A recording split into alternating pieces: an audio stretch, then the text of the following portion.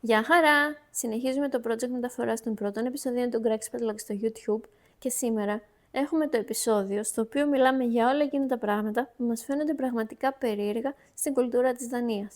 Μοιραζόμαστε αστεία περιστατικά και σκηνικά που έχουμε ζήσει με ντόπιους και καθημερινές συνήθειες των Δανών που μας αφήνουν άφωνους. Αλλά θέλουμε να ακούσουμε και εσάς. Γράψτε στα σχόλια το πιο περίεργο πράγμα που σας έχει συμβεί στην κουλτούρα της χώρας που ζείτε και ποιο είναι το δικό σας μεγαλύτερο πολιτισμικό σοκ. Τα λέμε λοιπόν την τρίτη της εβδομάδας 30, όπως τα κανόνιζαν και οι Δανείοι.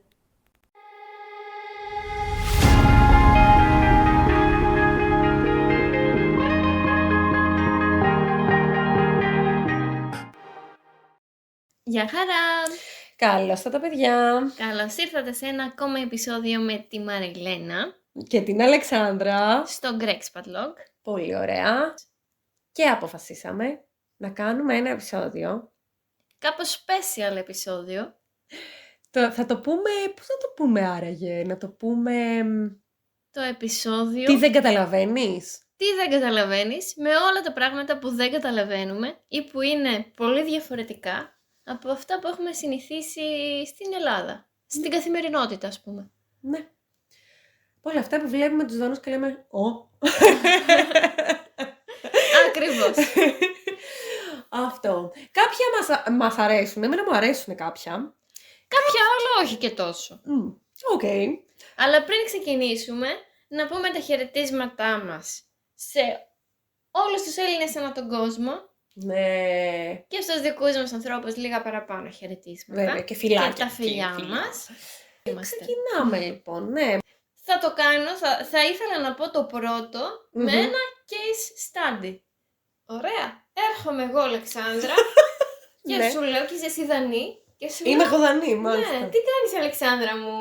Πάμε για ένα καφεδάκι. Αχα, να τα πούμε. κάτσε, θα σου πω εγώ αμέσως τώρα, θα ανοίξω το ημερολόγιο μου και θα σου πω.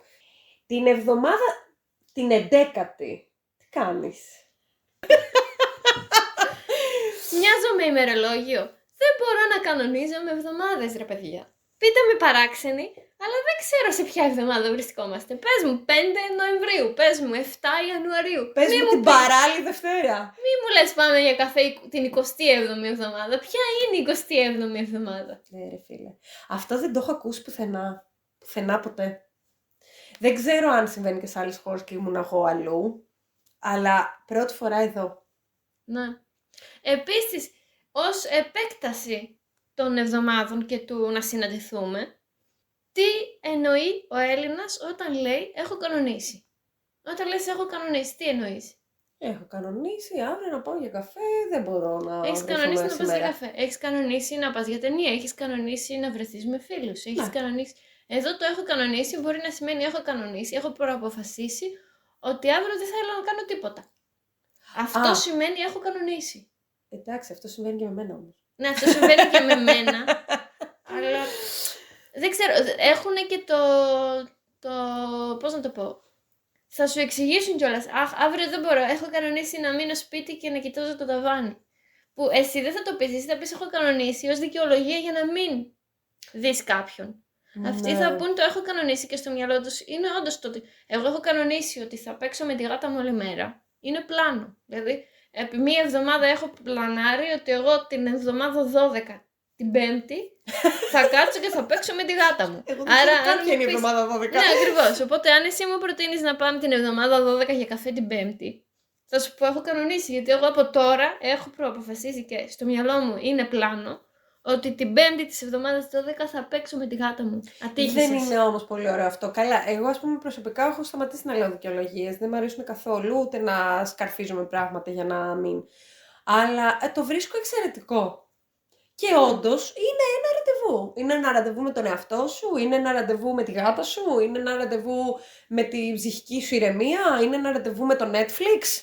Το ακούω σαν επιχείρημα, αλλά στο μυαλό μου πριν έρθω εδώ το έχω κανονίσει, συμπεριλάμβανε και άλλους ανθρώπους. Ναι. Οπότε όταν πρώτη φορά μου είπε κάποιος έχω κανονίσει να κάτσω σπίτι και δεν ξέρω, να δω τηλεόραση, Ναι.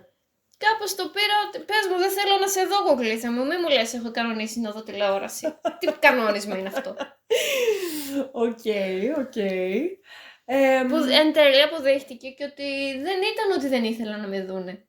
Απλά όντως είχαν κανονίσει ότι εκείνη την ημέρα θα κάτσουν και θα δούνε τηλεόραση. Και το είχαν κανονίσει από 1-2 εβδομάδες πριν. Δηλαδή δεν ήταν καν απόφαση τη στιγμή. Ότι ξέρεις τι, εγώ σήμερα θέλω να δω τηλεόραση, μωρέ, άστο. Αυτό με βάζει σε ένα άλλο. Αυτό το ότι έχουμε προγραμματίσει ahead, μπροστά, πάρα πολλές εβδομάδες για το τι θα κάνουμε και τι όχι.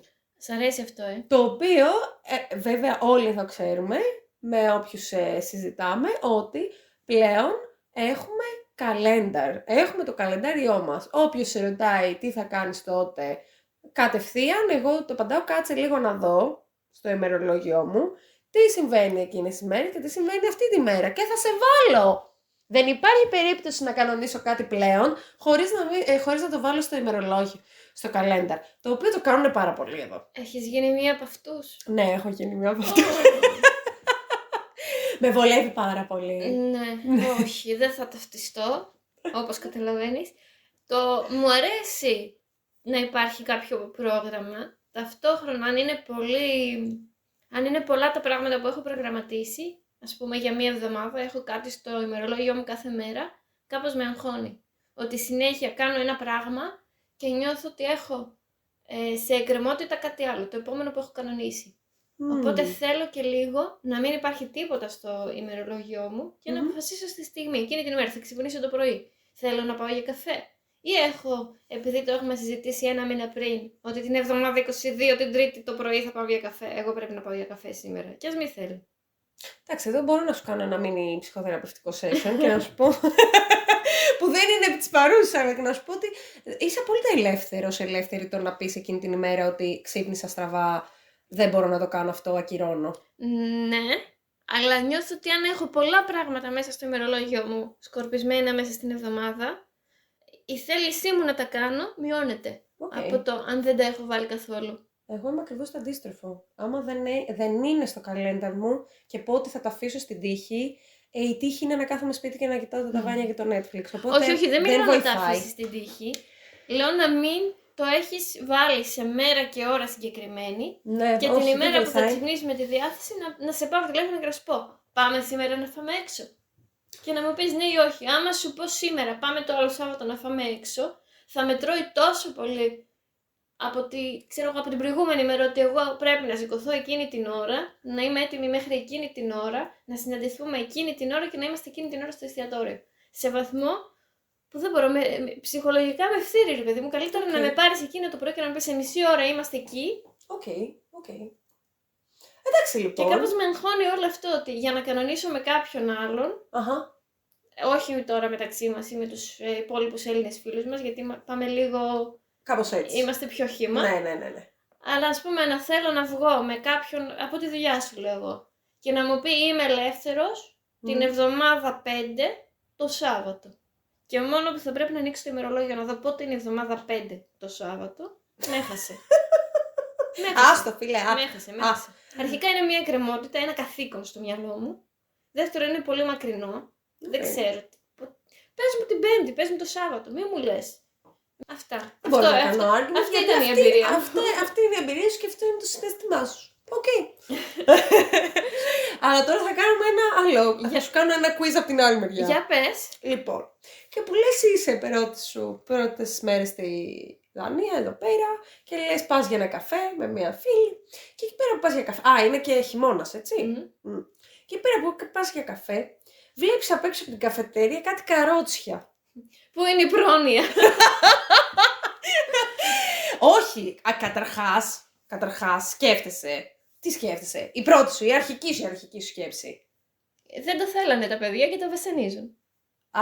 Γιατί φαντάζομαι ότι έχει παιδιά μέσα? Εγώ δεν φαντάζομαι. Ναι, η αρχική σκέψη θα ήταν ότι είναι άδεια. Αλλά επειδή το έχω ζήσει αυτό που λες και δεν είναι άδεια, η δεύτερη μου σκέψη είναι ότι είτε πρέπει να έρθει η πρόνοια να τους τα πάρει, είτε ότι δεν το θέλουν και το βασανίζουν. Ή θα καταλήξω. Ναι, λοιπόν, οκ. Εγώ μετά κατάλαβα ότι αυτά τα καρότσια έχουν μωρά μέσα, τα οποία τα αφήνουν στο κρύο, τα αφήνουν έξω. Πολύ καλά βέβαια ντυμένα και μια χαρά όλα με κουβερτούλες κτλ. Ρώτα την Ελληνίδα μάνα Τι σημαίνει πολύ καλά ντυμένο για να το αφήσει το μωρό έξω στους 0 Δεν θα το αφήσει βαθμούς. καταρχήν. Δεν υπάρχει καλά ντυμένο για αυτή την ιστορία. Ακριβώς. Το κρύο μας αρρωσταίνει. Ήταν ερώτηση Τέλος. παγίδα. Η απάντηση είναι δεν υπάρχει καλά ντυμένο. Οπότε εδώ λοιπόν είναι η νοοτροπία τους να τα αφήνουν τα παιδιά έξω, ακόμα και στο σπίτι τα αφήνουν στο μπαλκόνι, για να παίρνουν καθαρό αέρα και από αυτή τη θερμοκρασία, λέει, το μωρό ηρεμεί και κοιμάται ακόμα καλύτερα. Και επίσης τα εκπαιδεύουν για να γίνουν Viking. Σωστός Viking. Πολύ σωστός Viking. Γι' αυτό και μου κυκλοφοράνε με τα τισερτάκια μέσα στο κρύο και μου κάνουν cold dippings. Συνέχεια τώρα του ενδυματολογικού. Πας στη δουλειά, και μπαίνεις στο γραφείο. Ποια είναι η πρώτη σου σκέψη? Μπαίνεις στο γραφείο, είναι χειμώνας, είσαι με τα μπουφάν, τις τσάντες σου, βγάζεις τσάντα. Βγάζω μπουφάν. Βγάζεις μπουφάν, τι άλλο θα βγάλεις? Το κασκόλ μου, Βγάζεις κασκόλ, βγάζεις κουφί. Να μην βγάλεις και παπούτσι. Να νιώθεις λίγο πιο γιωμένος. Βεβαίως. Θα βγάλεις και παπούτσι, φίλες και φίλοι. Θα κυκλοφορούν οι άνθρωποι στη δουλειά ξυπόλοιπτοι, ναι. Θα ξεχάσω εγώ που όταν έψαχνα σπίτι, μπαίνω σε ένα μεσητικό γραφείο και βλέπω μπροστά μου, μπροστά από το γραφείο ήταν το ποδήλατο του υπάλληλου. Άλλο κι αυτό. Έτσι, θα το πούμε σε λίγο. Που έτσι δεν μπορούσα καν να κάτσω ουσιαστικά κανονικά, να περάσω στο γραφείο του και να κάτσω στην καρέκλα. Και δεύτερον, να έρχεται ο υπάλληλος, επειδή δεν μπορούσα να το κάνω αυτό, να με προϋπαντήσει και το κοιτάω από πάνω μέχρι κάτω και βλέπω ότι δεν φορούσε παπούτσια. Και όχι μόνο δεν φορούσε παπούτσια, επειδή ήταν και καλοκαίρι, δεν φορούσε ούτε κάλτσες. Ήτανε ξυπολυταρία σκέτη μέσα στο γραφείο. Είναι και τα παπούτσια στο γραφείο μένουν μαζί με τα μπουφάν και τα κασκόλ. Είναι μπουφάν, κασκόλ, παπούτσι.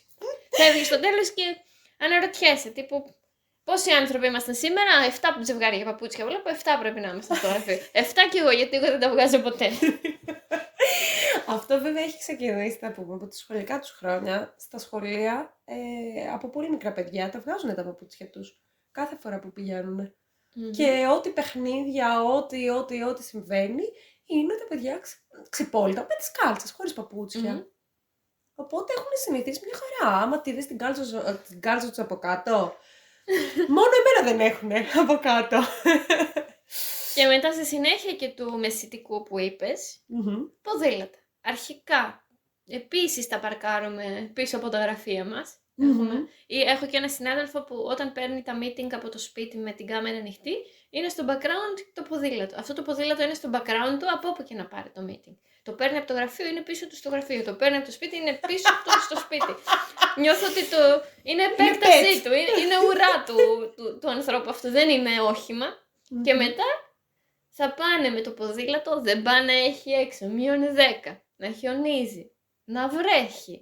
Ό,τι καιρικό φαινόμενο. Να έχει 40 βαθμούς που δεν μου έχει τύχει, αλλά έστω ότι είχε ποδήλατο, φίλε. Ναι. Και έχω και έναν συνάδελφο ο οποίος έκανε και αυτό το argument που δεν ταυτίζομαι όπως καταλαβαίνετε, αλλά όταν το συζητήσαμε μου το παρουσίασε έτσι.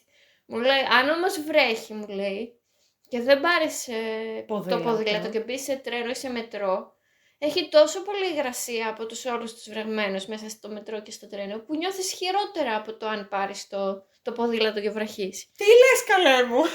Αυτή ήταν η αντίδρασή μου μέσα στο κεφάλι μου. Στην πραγματικότητα του είπα, I see. Το καταλαβαίνω. Κατάλαβα, ναι. Δεν το καταλαβαίνω, αλλά να μαλώσω. Εγώ δεν μπορώ να καταλάβω. Δηλαδή, αυτόν τον αέρα που έχει εδώ στη Δανία, όταν φυσάει, είναι τρομερός. Δηλαδή, μπορεί να σε πάρει και να σε φτάσει από την άλλη μεριά. Δεν μπορώ να καταλάβω με αυτόν τον καιρό. Πού στο καλό πάνε με το ποδήλατο και να βλέπεις που κάνουν πετάλι και δεν πάνε πουθενά. Είναι στο ίδιο μέρος. Και ο αέρας, με κάποιον περίεργο τρόπο, δεν φυσάει ποτέ ευνοϊκά. Ναι. Θέλεις να πας βόρεια και να έχεις τον άνεμο να χτυπάει από πίσω σου, ας πούμε. Όταν θα πηγαίνεις προς την κατεύθυνση που νιώθεις ότι φυσάει ο αέρας, ξαφνικά θα αλλάξει και θα σου έρθει κόντρα. Και όταν θα αλλάξεις και εσύ κατεύθυνση, θα αλλάξει και ο αέρας και πάλι θα τον έχεις κόντρα ή θα τον έχεις πλάγια, που είναι χειρότερο ακόμα και από το κόντρα. Ναι, ρε φίλε. Δεν ξέρω τι συμβαίνει εδώ πέρα. Επίσης, μπορούν να κάνουν ποδήλατο χωρίς να κρατάνε τιμόνι. Το έχω δει. Έχω δει ζευγάρια να κάνουν ποδήλατο χέρι-χέρι και να μην μπορείς να κάνεις καν προσπέραση. Αλήθεια. Φυσικά. Έχω δει ανθρώπους να κουβαλάνε κούτες με το ποδήλατο, τύπου να μην βλέπεις μπροστά σου, να είναι η κούτα πιο μεγάλη, πιο ψηλή από τον άνθρωπο, αλλά παρόλα αυτά μπορούν να κάνουν ποδήλατο. Και έχω και άλλο συνάδελφο, όχι αυτόν με τη βροχή, ο οποίος έφευγε ταξίδι, ήρθε στη δουλειά με ποδήλατο και βαλίτσα, έβαλε τη βαλίτσα με έναν τρόπο να στηρίζεται στην πλάτη του και στο καλάθι του πίσω και πήγε παιδιά αεροδρόμιο με το ποδήλατο και τη βαλίτσα. Δεν ξέρω αν αυτό τελικά... Σκεφτόμουν ότι αυτό έχει να κάνει με τσιγκουνιά για να μην δώσω εισιτήριο στο μετρό. Θέληση πολύ γιατί την έχουνε να κινήσω το σώμα μου. Γιατί με τα sports και τα αθλήματα το έχουν εδώ πάρα πολύ. Ή το περιβάλλον, που επίσης το έχουν πάρα πολύ εδώ πέρα. Να μην τέτοιο το περιβάλλον, να μην το επιβαρύνω. Ή και η ανεξαρτησία που σου δίνει, το ότι δεν χρειάζεται να πάρεις αυτοκίνητο, δεν χρειάζεται να περιμένεις για τα μέσα, δεν χρειάζεται τίποτα. Παίρνουν το ποδήλατό τους, πάνε όπου θέλουν, ό,τι ώρα θέλουν να γίνουν. Δηλαδή. Ακριβώς. Αλλά δεν έχεις, με μπόνους προσόν, ότι δεν έχεις και να το παρκάρεις, δεν πρέπει να ψάχνεις που θα το παρκάρεις το ποδήλατο. Καλά, τα πάρκινγκ για ποδήλατα εδώ πέρα είναι ασύγκριτα περισσότερα από τα πάρκινγκ για τα αυτοκίνητα. Να τα λέμε και αυτά. Λοιπόν, τώρα που μιλάμε για ποδήλατο, εδώ στη Δανία είναι πάρα πολύ safe όλα, είναι πάρα πολύ ασφαλή, η κλιματικότητα είναι πάρα πολύ λίγη. Δεν φοβάσαι να αφήσεις την τσάντα σου, δηλαδή δεν κυκλοφορείς στην πόλη όπως κυκλοφορείς ας πούμε στην Αθήνα, που έχεις την τσάντα σου μπροστά σου και την κρατάς και είσαι σε επιφυλακή ας πούμε. Εδώ είναι πολύ, δηλαδή νιώθεις πραγματικά στο πετσί σου ότι είσαι ασφαλής, ακόμα και αν χάσεις κάτι. Έχω fun fact. Καλά, γιατί δεν έχω εγώ. 2 fun facts. Πρώτο, έχω έναν φίλο ο οποίος έχει ξεχάσει ολόκληρη την τσάντα του μέσα σε λεωφορείο ή σε τρένο, δεν είμαι σίγουρη. Ολόκληρη τσάντα με λάπτοπ, κινητό, πορτοφόλια, κάρτες, τα πάντα. Γυρίζει στο σπίτι, στην εστία που έμενα, σε σοκ. Τύπου, Τα χάσα όλα. τα χάσα όλα, να πάρω να κυρώσω κάρτες και τα πάντα, να πενθήσω το χαμένο κινητό και το χαμένο λάπτοπ, φοιτητής τώρα που τα χρειάζεται, και να δω τις επόμενες κινήσεις μου. Τον παίρνει τηλέφωνο την άλλη μέρα το πρωί από τον κεντρικό σταθμό να του πούν ότι έχουν βρει τσάντα με πορτοφόλια, όλα τα υπάρχοντα μέσα, και να απολογηθούν που του άνοιξαν την τσάντα και το πορτοφόλι για να δουν ποιος είναι.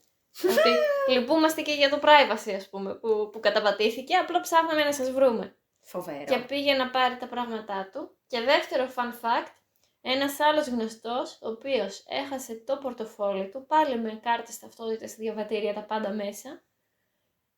Γύρισε σπίτι, ακύρωσε κάρτες, ακύρωσε τα πάντα. Και την άλλη μέρα το πρωί του χτύπησαν την πόρτα με το πορτοφόλι. Κάποιος random άνθρωπος που το βρήκε και είχε μέσα την κίτρινη κάρτα που συζητούσαμε στο πρώτο επεισόδιο. Που είναι, ας πούμε,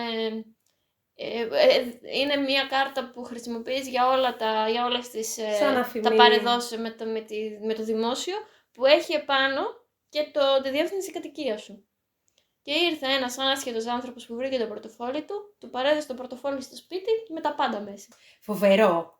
Έχω κι εγώ fun fact δικό μου. Για εγώ πες. Το έπαθα που έχασα την τσάντα μου μέσα στο λεωφορείο, η οποία ευτυχώς δεν είχε το κινητό μου βέβαια, αλλά είχε τις κάρτες μου, το κλειδί του σπιτιού μου, διαβατήριο, και εγώ φυσικά σε πανικό πήρα τηλέφωνο τα κεντρικά των λεωφορείων, με ρώτησαν σε ποιο λεωφορείο ήσουν, που το έχασες, δώσε μας μισή ώρα, θα κινητοποιήσουμε τους οδηγούς να ψάξουν, και μέσα σε μισή ώρα τους είχα ξαναπάρει τηλέφωνο και μου λένε τα βρήκαμε, ελάτε να τα πάρετε. Και ήταν όλα άθικτα. Οπότε πραγματικά δεν έχω λόγια και το βλέπεις παντού, δηλαδή το βλέπω ακόμα και στο δρόμο. Κάτι που έχω δει πεσμένο, θα είναι εκεί, δεν υπάρχει περίπτωση να το πάρει κανένας, ίσως το βάλει σε μια άκρη λίγο πιο ψηλά για να μπορέσουν να το δούνε και δεν θα το πάρει κανένας, δηλαδή δεν είναι δικό τους, το Ναι. νιώθουν αυτό, Ναι, πολύ. ναι.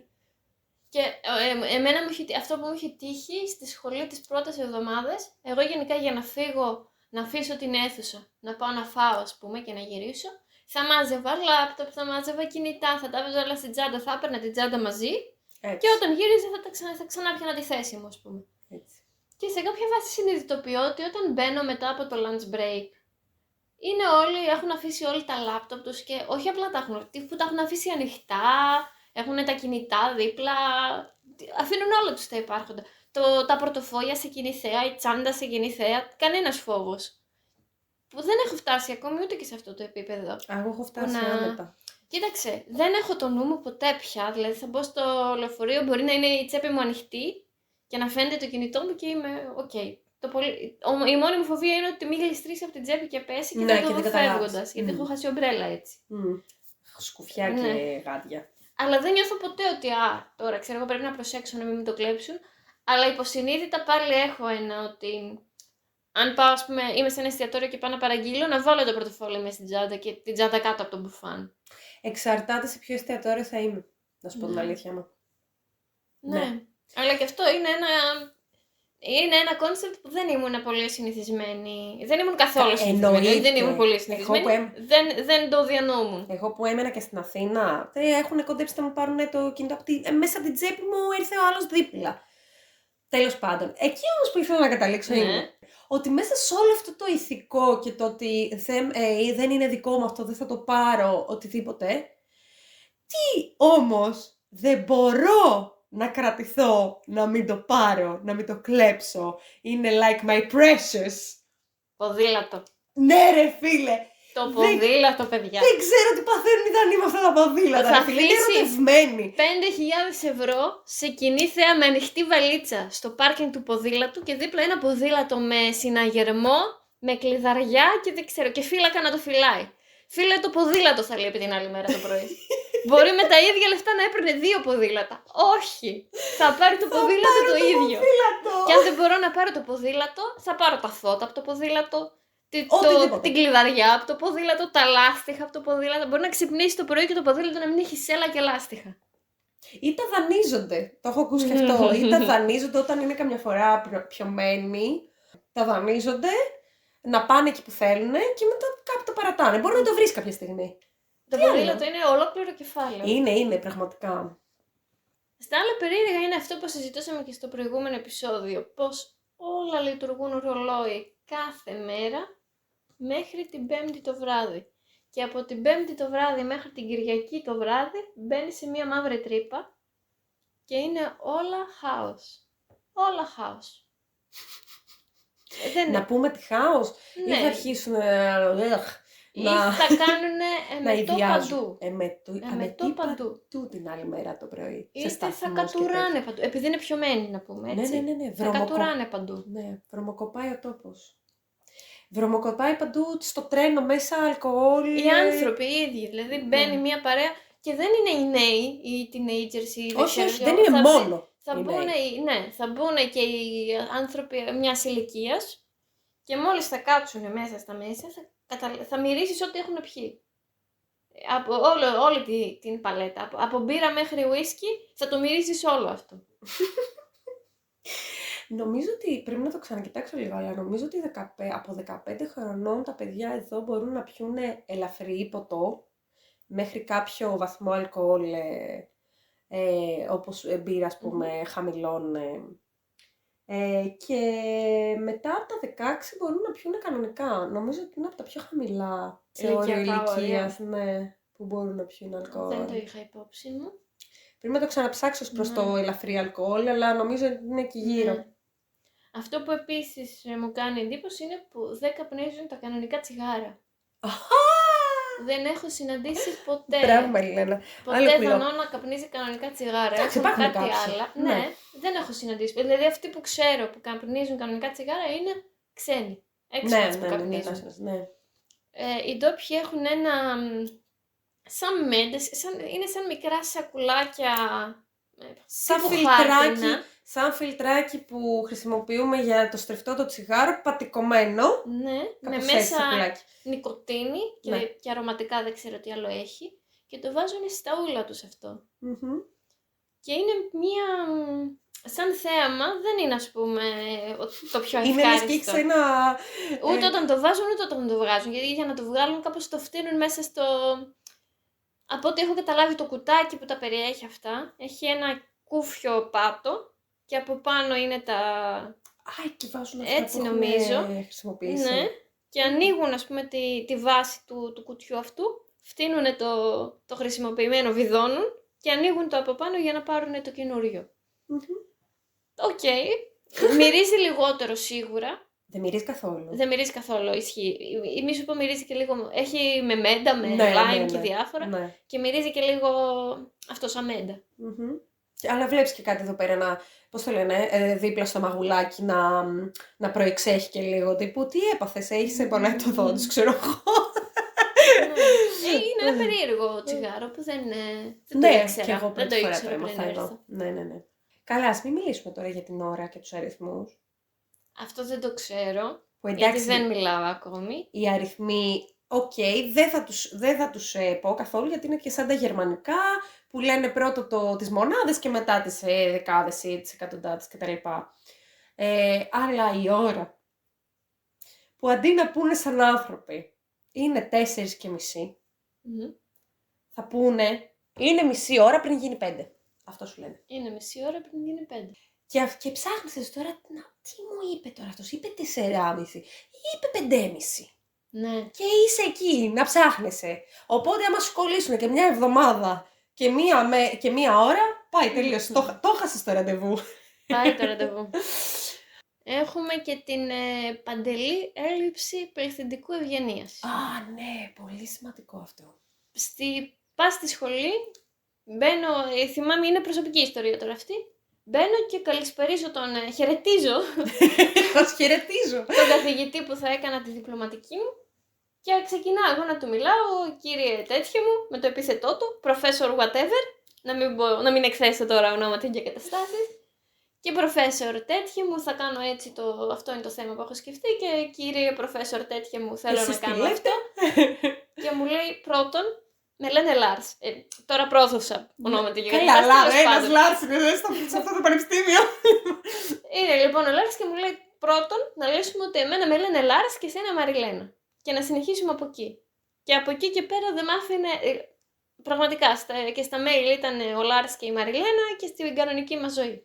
Μετά στη δουλειά επίσης. Δεν πάει, μιλάω ας πούμε στον CEO σαν να είναι ο χαμένος μου αδερφός.